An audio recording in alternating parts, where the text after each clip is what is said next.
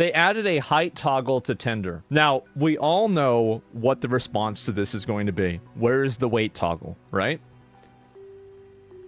Of course.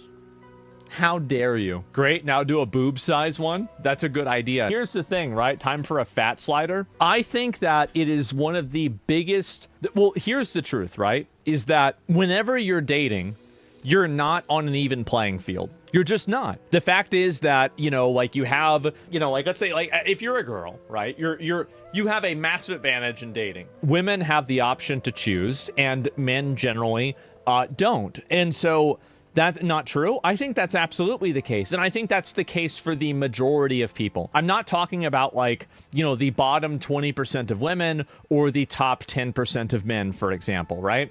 But like I'm saying in a general sense, for the most people, this is the case. I think that it is one of the biggest weird things that height is somehow something that people should be able to make a decision on. And it's viewed as being socially acceptable to make a decision on that. But weight is not socially acceptable. And do you want to know the reason why? It's because fat chicks complain about it. That's the reason why. That's the only reason why weight isn't acceptable. It's because a bunch of fat chicks complain about it, and other women that aren't fat virtue signal, and they act like they're sympathetic to it because they'd rather the fat chicks own goal themselves and stay fat because that way they don't have to compete with them. So that's the reason why it happens.